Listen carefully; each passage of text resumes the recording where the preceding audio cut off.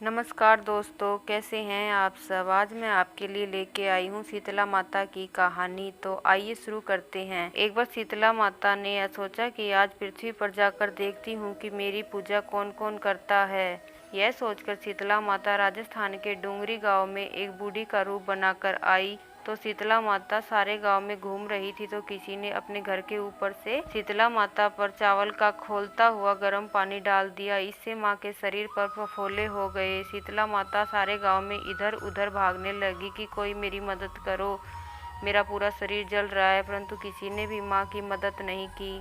उस समय एक कुम्हारिन अपने घर के बाहर बैठी थी। उसने देखा कि कोई बूढ़ी माँ इधर उधर भाग रही है। बोलती है कि माँ, आप इधर मेरे घर के अंदर आ जाइए, मैं आप पर ठंडा जल डाल देती हूँ जिससे आपके शरीर को आराम मिलेगा। उसकी बात सुनकर शीतला माता उसके घर के अंदर चली जाती है। तो उसने कोरे करवे से शीतला माता के ऊपर ठंडा जल डाल दिया जिससे शीतला माता के शरीर में आराम मिलता है। और वह कहती है कि माँ, मैंने रात को राबड़ी बनाई थी, आप वह खा लीजिए। शीतला माता राबड़ी पीकर कहती है कि बेटी, अब तुम मेरे सिर में जुए देख दो। बूढ़ी माँ की बात सुनकर वह कुम्हारिन उनके सिर में जुए देखने लगती है। जब वह देखती है तो उसे सिर के पीछे एक आंख और दिखाई देती है। यह देखकर वह डर जाती है और भागने लगती है। शीतला माँ ने कहा कि बेटी रुको, मैं कोई भूत नहीं हूँ, मैं तो शीतला माता हूँ। आज यही देखने के लिए आई थी कि पृथ्वी पर मेरी पूजा कौन करता है। शीतला माता की बात सुनकर कुम्हारिन रोने लगती है। शीतला माता कहती है कि बेटी क्यों रो रही हो।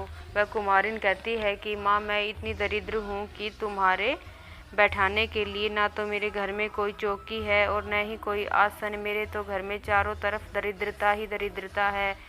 उसकी बात सुनकर शीतला माता उसके घर के बाहर जो गधा खड़ा होता है उस पर जाकर बैठती है और एक हाथ में झाड़ू लेकर और एक हाथ में डलिया लेकर उसके घर की दरिद्रता साफ करने लगती है। शीतला माता उस कुम्हारिन से कहती है कि बेटी, मैं तेरे भक्ति भाव से प्रसन्न हूँ, जो तेरी इच्छा हो सो मांग सकती हो।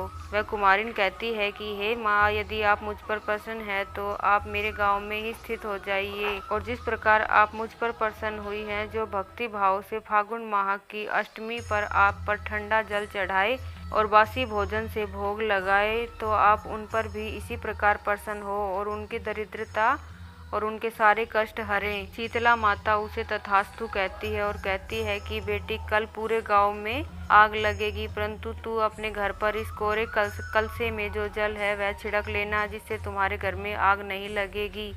वह दूसरे दिन वैसा ही करती है जैसा शीतला माता ने कहा। पूरे गांव में आग लग जाती है और सबके घर जल जाते हैं, परंतु उसका घर नहीं जलता। यह देखकर सभी गांववासी चकित रह जाते हैं और राजा के पास जाकर सारी बात बताते हैं। राजा ने कुम्हारिन को बुलाया और उससे पूछा कि तुम्हारे घर में आग क्यों नहीं लगी। कुम्हारिन ने सारी बात राजा को बताई और कहा कि मेरे घर पर शीतला माता की कृपा थी। राजा ने उसकी बात सुनकर सारे गांव में ढिंढोरा पिटवा दिया कि फागुन माह की अष्टमी के दिन कोई अपने घर में चूल्हा नहीं जलाएगा और उस दिन सभी बासी भोजन करेंगे और शीतला माता पर ठंडा जल चढ़ाकर बासी भोजन से भोग लगाएंगे। हे शीतला माता, जिस प्रकार आपने उस कुम्हारिन पर अपनी कृपा की, उसी प्रकार आप सब पर अपनी कृपा करना।